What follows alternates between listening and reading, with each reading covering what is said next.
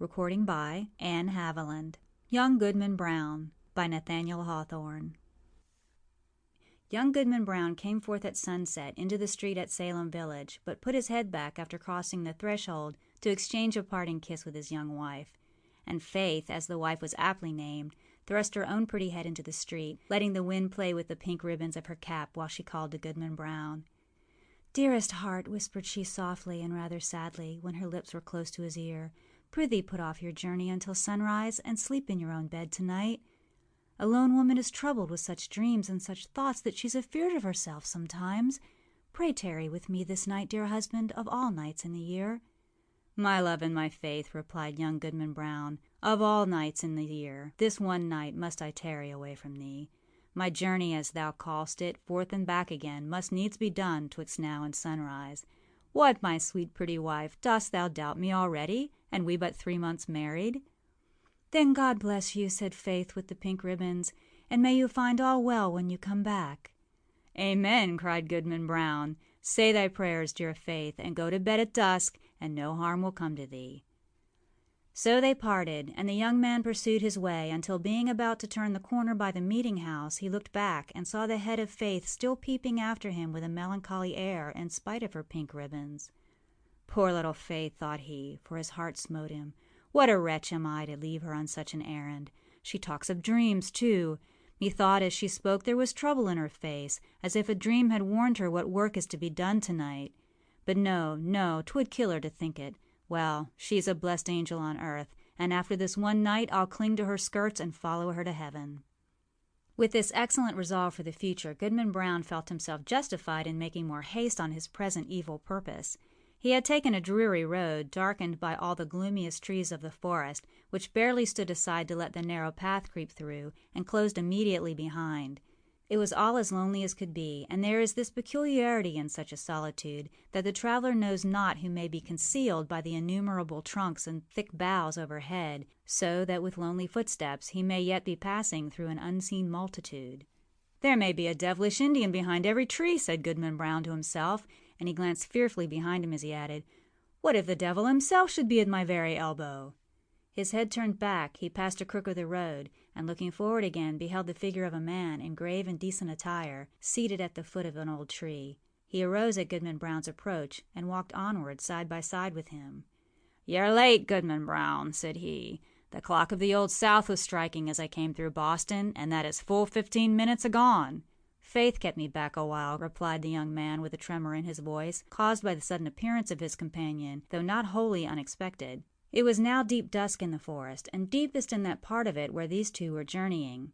As nearly as could be discerned, the second traveler was about 50 years old, apparently in the same rank of life as Goodman Brown, and bearing a considerable resemblance to him, though perhaps more in expression than features. Still, they might have been taken for father and son, and yet, though the elder person was as simply clad as the younger, and as simple in manner, too, he had an indescribable air of one who knew the world, and who would not have felt abashed at the governor's dinner-table, or in King William's court, were it possible that his affairs should call him thither. But the only thing about him that could be fixed upon as remarkable was his staff, which bore the likeness of a great black snake, so curiously wrought that it might almost be seen to twist and wriggle itself like a living serpent. This, of course, must have been an ocular deception, assisted by the uncertain light.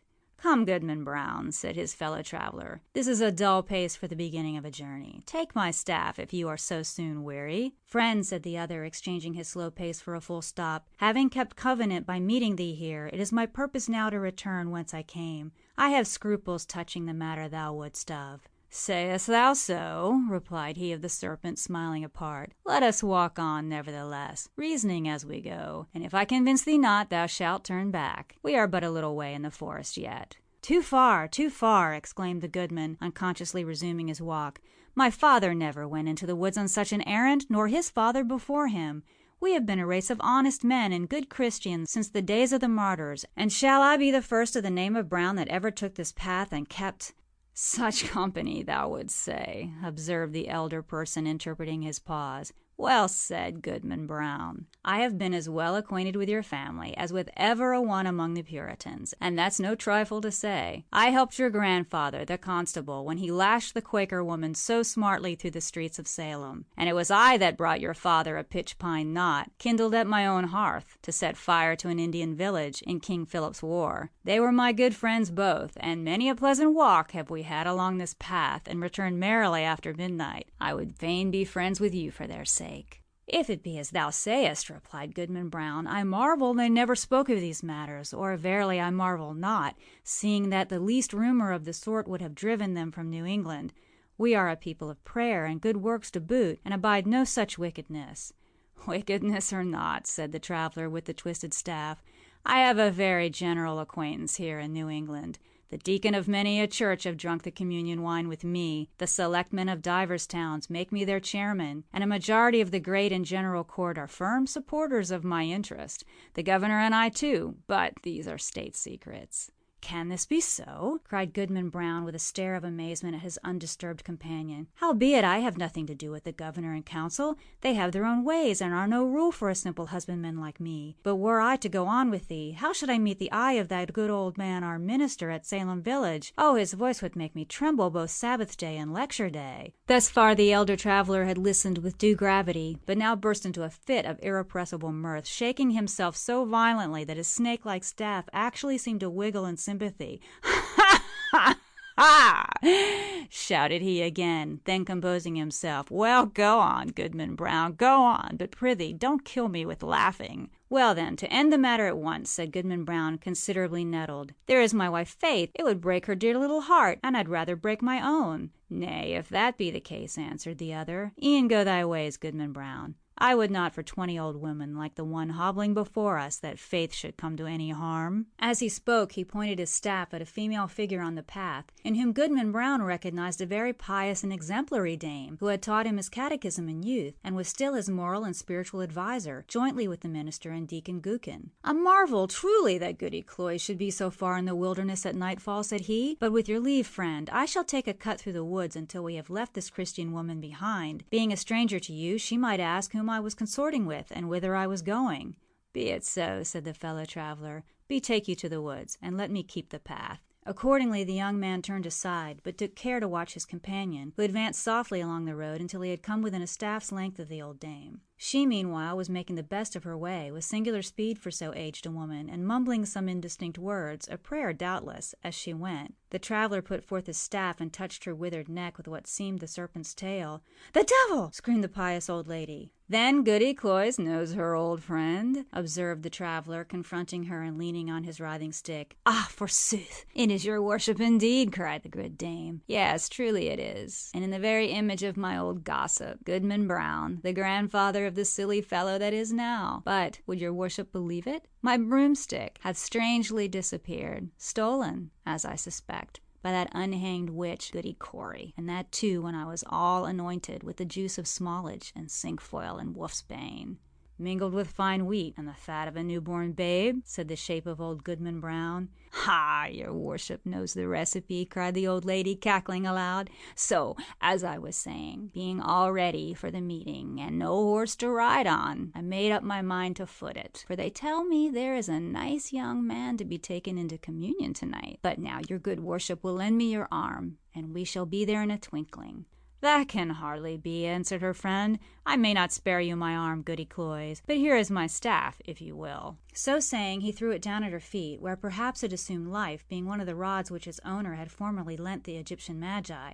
Of this fact, however, Goodman Brown could not take cognizance. He had cast his eyes in astonishment, and looking back down, beheld neither Goody Cloyes nor the serpentine staff, but his fellow traveler alone, who waited for him as calmly as if nothing had happened. "That old woman taught me my catechism," said the young man, and there was a world of meaning in this simple comment. They continued to walk onward, while the elder traveler exhorted his companion to make good speed and persevere in the path, discoursing so aptly that his argument seemed rather to spring up in the bosom of his auditor than to be suggested by himself. As they went, he plucked a bunch of maple to serve for a walking stick, and began to strip it of the twigs and little boughs, which were wet with evening dew. The moment his fingers touched them, they became strangely withered and dried up as with a week's sunshine. Thus the pair proceeded at a good free pace, until suddenly in the gloomy hollow of the road, Goodman Brown sat himself down on the stump of a tree and refused to go any further. "Friend," said he stubbornly, "my mind is made up. Not another step will I budge on this errand. What if a wretched old woman do choose to go to the devil when I thought she was going to heaven? Is that any reason why I should quit my dear faith and go after her?" "You will think better of this by and by," said his acquaintance composedly. "Sit here and rest yourself a while, and when you feel like moving again, there's my staff to help you along." Without more words he threw his companion the maple stick, and was as speedily out of sight as if he had vanished into the deepening gloom.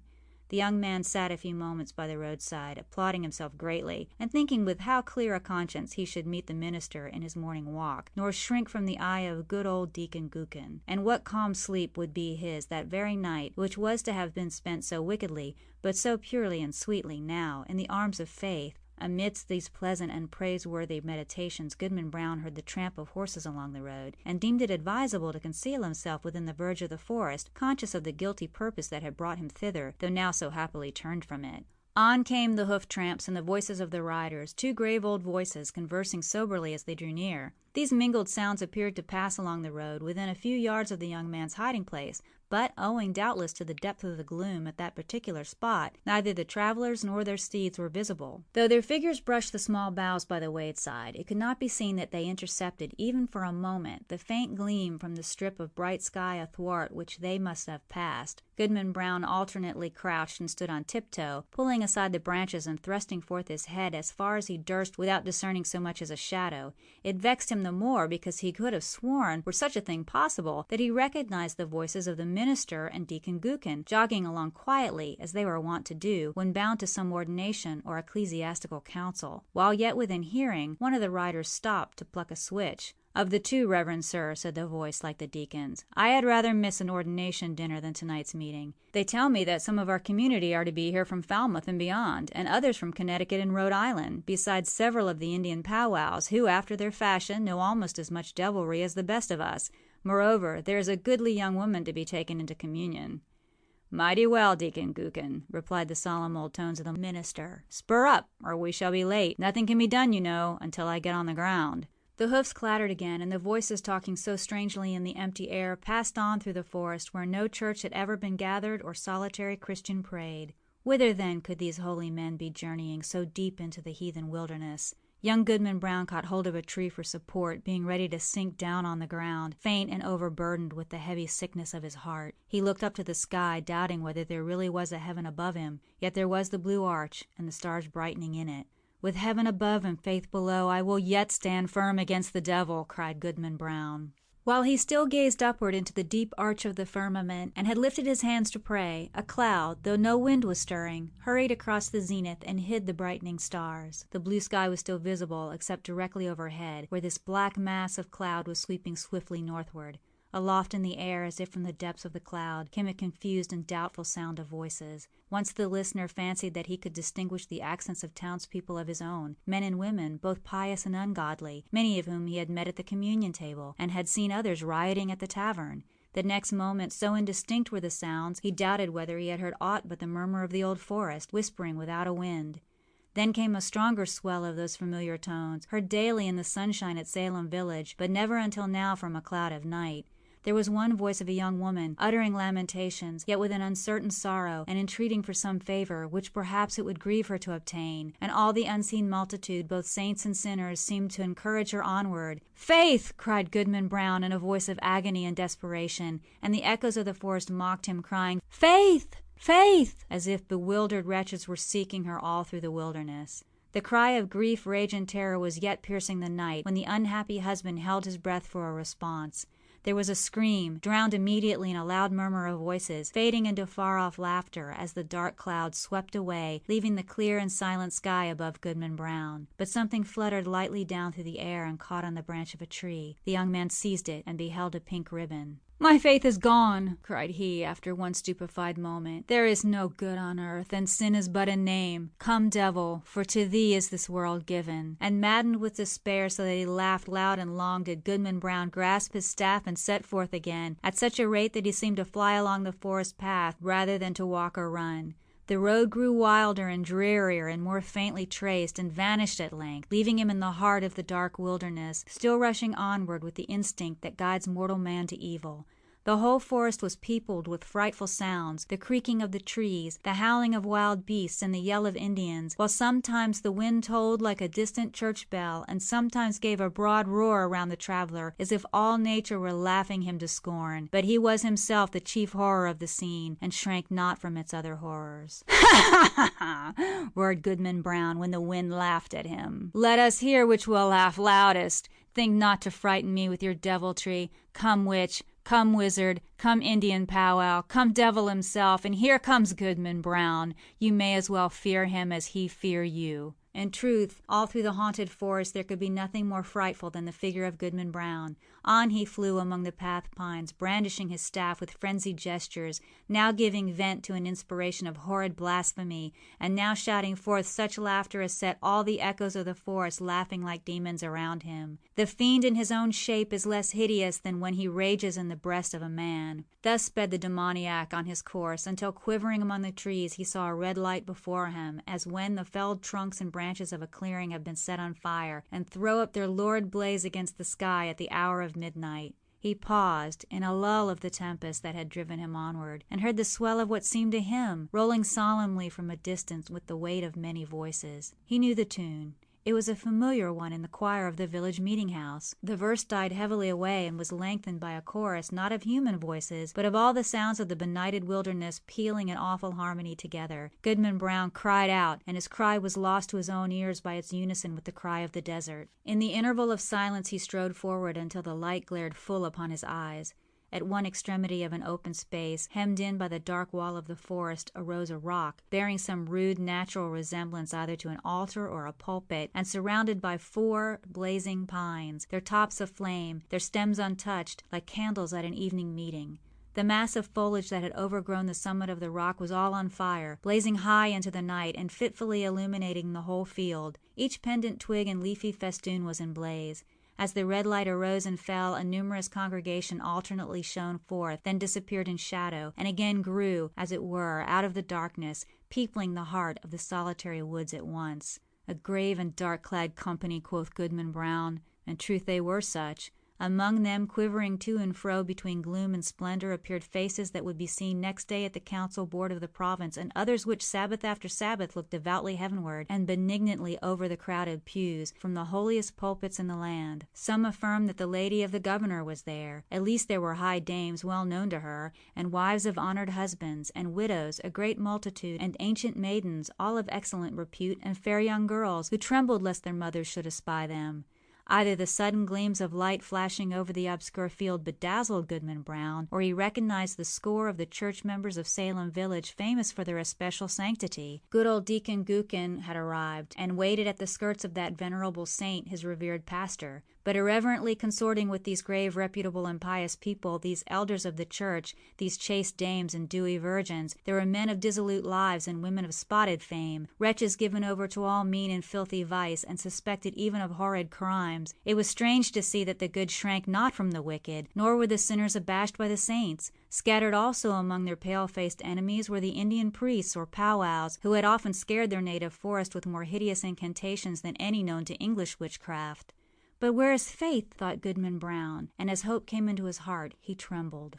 Another verse of the hymn arose, a slow and mournful strain, such as the pious love, but joined to words which expressed all that our nature can conceive of sin, and darkly hinted at far more. Unfathomable to mere mortals is the lore of fiends. Verse after verse was sung, and still the chorus of the desert swelled between like the deepest tone of a mighty organ, and with the final peal of that dreadful anthem there came a sound, as if the roaring wind, the rushing streams, the howling beasts, and every other voice of the unconcerted wilderness were mingling and according with the voice of guilty man in homage to the Prince of all. The 4 blazing pines threw up a loftier flame, and obscurely discovered shapes and visages of horror on the smoke wreaths above the impious assembly. At the same moment the fire on the rock shot redly forth and formed a glowing arch above its base, where now appeared a figure. With reverence be it spoken, the figure bore no slight similitude, both in garb and manner, to some grave divine of the New England churches. "Bring forth the converts!" cried a voice that echoed through the field and rolled into the forest. At the word, Goodman Brown stepped forth from the shadow of the trees and approached the congregation, with whom he felt a loathful brotherhood by the sympathy of all that was wicked in his heart. He could have well nigh sworn that the shape of his own dead father beckoned him to advance, looking downward from a smoke wreath, while a woman with dim features of despair threw out her hand to warn him back. Was it his mother? But he had no power to retreat one step, nor to resist, even in thought, when the minister and good old Deacon Goodman seized his arms and led him to the blazing rock. Thither came also the slender form of a veiled female, led between Goody Cloyes, that pious teacher of the catechism, and Martha Carrier, who had received the devil's promise to be queen of hell. A rampant hag was she, and there stood the proselytes beneath the canopy of fire. "Welcome, my children," said the dark figure, "to the communion of your race. Ye have found thus young your nature and your destiny. My children, look behind you." They turned, and flashing forth as it were in a sheet of flame, the fiend worshippers were seen. The smile of welcome gleamed darkly on every visage. "There," resumed the sable form, "are all whom ye have reverenced from youth. Ye deemed them holier than yourselves, and shrank from your own sin, contrasting it with their lives of righteousness and prayerful aspirations heavenward. Yet here they all are in my worshipping assembly. This night it shall be granted you to know their secret deeds, how hoary-bearded elders of the church have whispered wanton words to the young maids of their households, how many a woman, eager for widow's weeds, has given her husband a drink at bedtime and let him sleep his last sleep in her bosom, how beardless youths have made haste to inherit their father's wealth, and how fair damsels, blush not, sweet ones, have dug little graves in the garden and bidden me, the sole guest, to an infant's funeral. By the sympathy of your human hearts for sin ye shall scent out all the places, whether in church, bedchamber, street, field, or forest, where crime has been committed, and shall exult to behold the whole earth one stain of guilt, one mighty blood spot. Far more than this, it shall be yours to penetrate in every bosom the deep mystery of sin, the fountain of all wicked arts, and which inexhaustibly supplies more evil impulses than human power, than my power, at its utmost, can make manifest in deeds. And now, my children, look upon each other." They did so, and by the blaze of the hell-kindled torches the wretched man beheld his faith, and the wife her husband, trembling before that unhallowed altar. "Lo, there ye stand, my children," said the figure in a deep and solemn tone, almost sad with its despairing awfulness, as if his once angelic nature could yet mourn for one miserable race. "Depending on one another's hearts, ye had still hoped that virtue were not all a dream. Now are ye undeceived. Evil is the nature of mankind. Evil must be your only happiness. Welcome again, my children, to the communion of your race." "Welcome!" repeated the fiend worshippers in one cry of despair and triumph. And where they stood, the only pair, as it seemed, who were yet hesitating on the verge of wickedness in this dark world, a basin had hollowed naturally in the rock. Did it contain water, reddened by the lurid light? Or was it blood? Or perchance a liquid flame?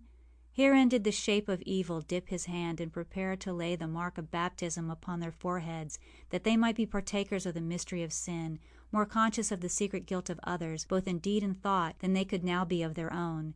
The husband cast one look at his pale wife, and Faith at him. What polluted wretches would the next glance show them to each other, shuddering alike at what they disclosed and what they saw. "Faith, Faith," cried the husband, "look up to heaven, and resist the wicked one." Whether Faith obeyed he knew not. Hardly had he spoken when he found himself amid calm night and solitude, listening to a roar of the wind which died heavily away through the forest. He staggered against the rock, and felt it chill and damp, while a hanging twig, that had been all on fire, besprinkled his cheek with the coldest dew. The next morning young Goodman Brown came slowly into the street of Salem village, staring around him like a bewildered man. The good old minister was taking a walk along the graveyard to get an appetite for breakfast and meditate his sermon, and bestowed a blessing as he passed on Goodman Brown. He shrank from the venerable saint, as if to avoid an anathema. Old Deacon Goodman was at domestic worship, and holy words of his prayer were heard through the open window. "What God doth the wizard pray to?" quoth Goodman Brown. Goody Cloyes, that excellent old Christian, stood in the early sunshine at her own lattice, catechizing a little girl who had brought her a pint of morning's milk. Goodman Brown snatched the child away as from the grasp of the fiend himself. Turning the corner by the meeting house, he spied the head of Faith with the pink ribbons, gazing anxiously forth, and bursting into such joy at the sight of him that she skipped along the street and almost kissed her husband before the whole village. But Goodman Brown looked sternly and sadly into her face and passed on without a greeting. Had Goodman Brown fallen asleep in the forest and only dreamed a wild dream of a witch meeting? Be it so if you will, but alas! It was a dream of evil omen for young Goodman Brown. A stern, a sad, a darkly meditative, a distrustful, if not a desperate man did he become from the night of that fearful dream. On the Sabbath day, when the congregation was singing a holy psalm, he could not listen, because an anthem of sin rushed loudly upon his ear and drowned all the blessed strain. When the minister spoke from the pulpit with power and fervid eloquence, and with his hand on the open Bible, of the sacred truths of our religion, and of saint-like lives and triumphant deaths, and of future bliss or misery unutterable, then did Goodman Brown turn pale, dreading lest the roof should thunder down upon the grey blasphemer and his hearers. Often, waking suddenly at midnight, he shrank from the bosom of faith, and at morning or eventide, when the family knelt down at prayer, he scowled and muttered to himself, and gazed sternly at his wife, and turned away. And when he had lived long and was borne to his grave a hoary corpse, followed by Faith, an aged woman, and children and grandchildren, a goodly procession, besides neighbors not a few, they carved no hopeful verse upon his tombstone, for his dying hour was gloom. End of Young Goodman Brown. Recording by Anne Haviland.